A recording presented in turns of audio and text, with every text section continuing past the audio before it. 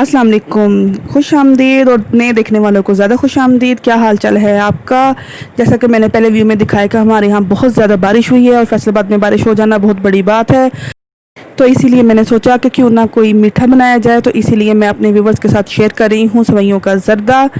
मेरी ये रेसिपी बहुत ही आसान और सादा सी है, तो इसलिए देखने वालों से गुजारिश है कि इसको लाइक करना है और जो नए देखने वाले हैं उन्होंने मेरे चैनल को सब्सक्राइब करना है और इसको शेयर करना आपने बिल्कुल नहीं भूलना। तो सबसे पहले मैंने एक खाली वॉक में डाला है 1 चम्मच घी। इसको मैं ज़रा मेल्ट होने दूंगी। हल्की धीमी आंच पे हम इसे बनाएंगे, बहुत तेज़ आंच पे नहीं बनाएंगे, नहीं तो सेवइयाँ ब्राउन हो जाएंगी और उसमें से चॉकलेट का फ्लेवर आएगा, यानी वो जल जाएंगी। इसके अंदर अब मैंने एक इलायची डाल दी है, सब्ज़ इलायची, आपकी मर्ज़ी आप डालें। मुझे तो इसका अरोमा और टेस्ट बहुत ज़्यादा पसंद है। यहाँ पे मेरे पास है नेचुरल की बारीक सेवइयाँ, तो इसको मैं पैकेट के अंदर ही अच्छी तरह क्रश कर दूँगी, बिल्कुल इनका कचूमर निकाल दूँगी। इनको मैंने क्रश कर लिया है और अब मैं पैकेट को ओपन करके इसके अंदर ऐड कर दूँगी। देखिए हमारी इलायची भी कड़कड़ाने लग गई है। पैकेट को मैंने ओपन कर लिया है और अब इसके अंदर मैं इसको डाल रही हूँ और उतनी ही धीमी आंच पे हमने इसको आहिस्ता आहिस्ता भूनना है। आंच हमने तेज़ नहीं करनी।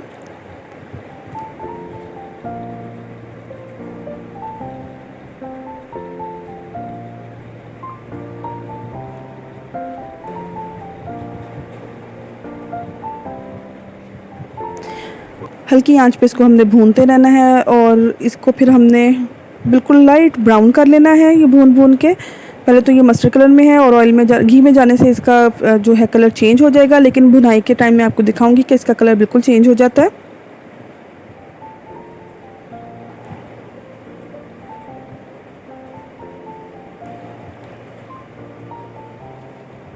बस इसको हल्का हल्का हमने शफल करते रहना है, कहीं ये ना हो कि इसके अंदर जो है ये कहीं से जल जाए और कहीं से रह जाए।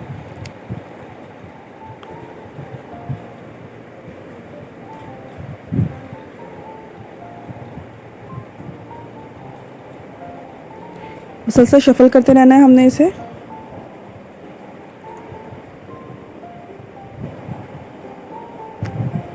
कि देखिए अब इसका कलर चेंज होना शुरू हो गया, इसका मतलब ये भुनाई के करीब आ गई है और उनकी खुशबू भी बहुत ज़्यादा अच्छी हो गई है।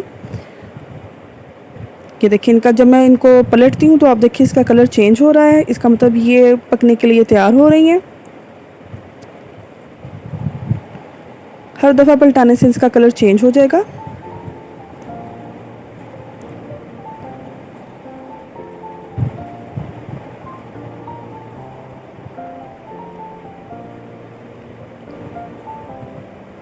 ये अच्छी तरह भून चुकी हैं और मैंने इनको अच्छी तरह भून लिया है। अब यहाँ पे मेरे पास तकरीबन खाने के 7 चम्मच चीनी के हैं, ये मैं इसमें ऐड कर दूँगी। याद रहे कि 7 टेबलस्पून एक पैकेट के लिए काफ़ी होते हैं। इसको भी मैं 1 मिनट के लिए इसके अंदर भूनूंगी।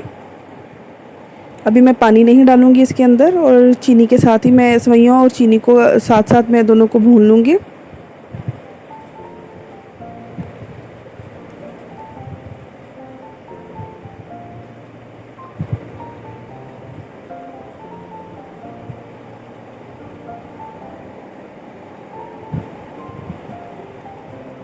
अब मैं यहाँ पे से पानी का हल्का सा छिटा दूँगी और दोबारा से इसे मिक्स करूँगी।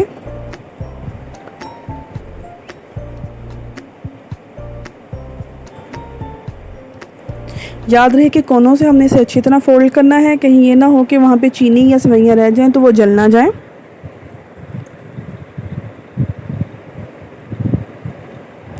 थोड़ा सा मज़ीद पानी डालूँगी ताकि अब ये चीनी की जो चाश बन जाए इसके अंदर ही और ये अपनी चाश में ही गल जाए। तकरीबन आधी से भी कम प्याली मैंने पानी की ऐड की है इसके अंदर और इसी पानी में मैं इसे पकने दूँगी।